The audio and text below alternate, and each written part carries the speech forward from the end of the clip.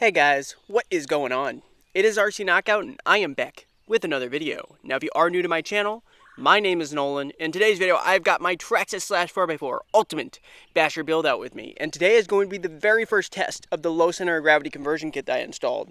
So I believe that's part number 7421. It is a Traxxas upgrade part. It costs $75 for the whole kit, and it gives you everything you need to swap a Traxxas Slash 4x4 high center of gravity model over to low center of gravity.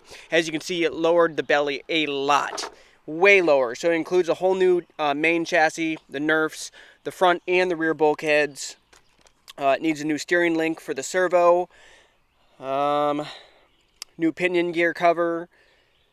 New motor mount. So there's a few things different. So it's more than just the chassis, because I was looking up, you can get just a chassis for like $20-25, but it takes more than that to actually swap it over. Also, I put the taller battery strap tie down on, which I believe is part number 7426X, I think.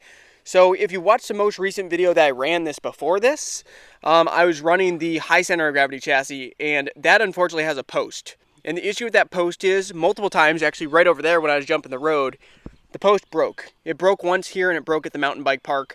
And that's why I decided to go to low center of gravity chassis to begin with. And hopefully we don't have any issues breaking. Now it could come out, because I have had issues even when my Traxxas Slash 4x4 Ultimate, which is now the 100 mile per hour Traxxas Slash project, when that was stock, I did have issues on like weird side impacts. This could pop out from the side, but I'm more worried about this breaking, because this actually broke the post on the Slash 4x4, which is a reason why I upgraded it. But I've already noticed in the one speed test I've done with this, the handling is significantly better.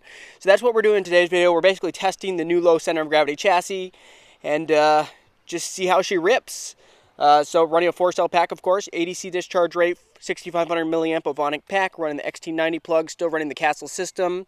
It's a Castle Copperhead 10 ESC, centered capable ESC from Castle.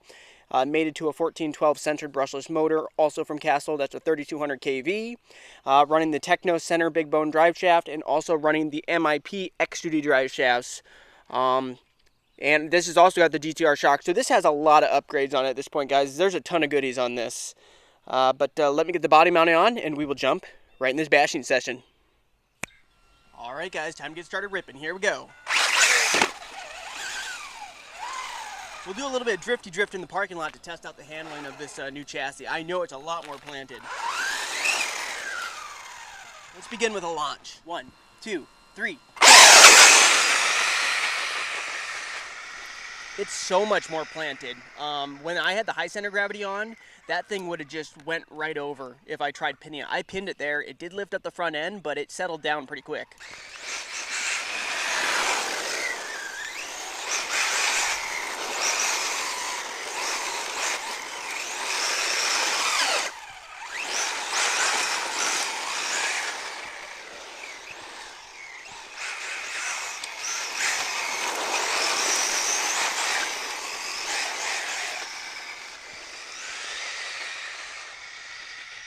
So much easier to get the power down now. I'm pinned.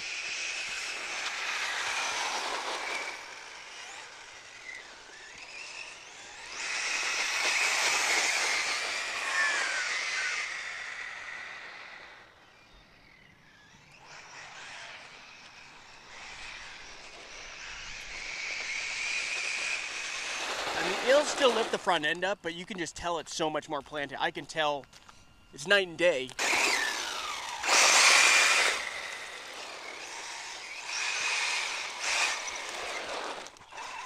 Uh-oh.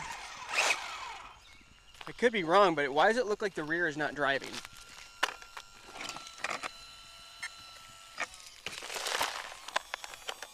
Uh-oh, guys. There is an issue. As you can see when I spin this tire, that drive shaft isn't spinning. That's not good. So we got an issue. I gotta go put it up on the bench and evaluate it. We could have spun the hex already. That's one thing that could have possibly happened. It might not be, because I did have to swap out, if you remember, I had to swap out the wheel hex claws I was running from GPM, because unfortunately, because of how much I ground off the back of them, I couldn't use them with the MIP drive shafts, so I wasn't able to keep those on. But MIP does include some steel hexes, but they're still hexes, so it's not going to prevent the wheel from spinning, not nearly as well anyway as the wheel hex claws. So my guess is that's probably stripped, but I'll go investigate real quick and I'll be right back with you guys. Exactly what I thought the problem was. It stripped out our wheel hex. So the MIP shafts are fine. This wheel will probably still be usable if I get the GPM wheel hex claws back in here. I think I can hopefully still use that. But for right now, this is now stripped out, so I still want to keep on running it, but we're just going to have to tighten it down like crazy. It might not get the power to the ground very well on this rear driver's side, unfortunately. I got to be a little bit more cautious of that. Alrighty, take number 2. It's probably not going to hold. I tightened it as much as I could, but with 4S power, there's no way that's going to hold. The test isn't going to be as thorough as it would have been because obviously we already have a wheel hex stripped out, so that's not ideal, but with 4S power, that was bound to happen. I figured that would happen. Well, what can you do? I want to go over to the road, but now this place is starting to get kind of busy.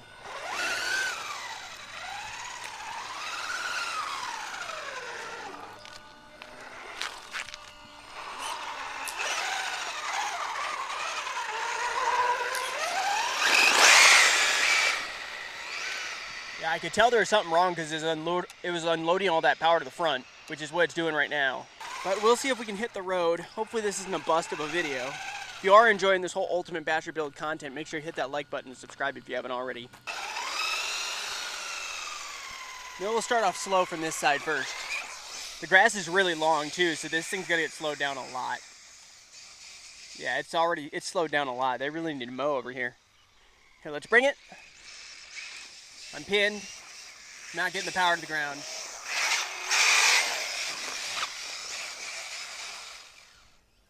And there goes our wheel. That's a problem. Yep, same wheel that stripped.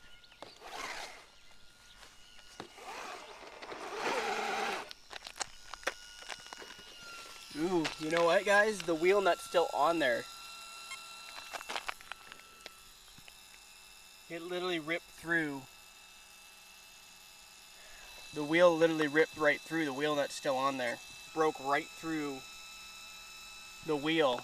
You know, this was one of those issues I had from the very beginning when I tried, even running this thing on 3S. This was an issue. Before I switched over to the wheel hex claws, even on 3S LiPo, I was tearing up wheel hexes all the time. But then the wheel hex claws didn't have any issue. But now, obviously, I've gone back to these steel ones. That's not going to work. So I'm going to have to get a hold of some new wheel hex claws and somehow make them work with this, with these MIP drive shafts. It's always a failure point. That's the thing. Something's always going to fail. That's a given. Fortunately, our wheel hex is what gave today. So I'll go ahead and wrap up this video. Very short. But what can you do? Didn't really get any bashing in, I feel like. Anyway, thank you guys so much for watching. Until next time, see you later.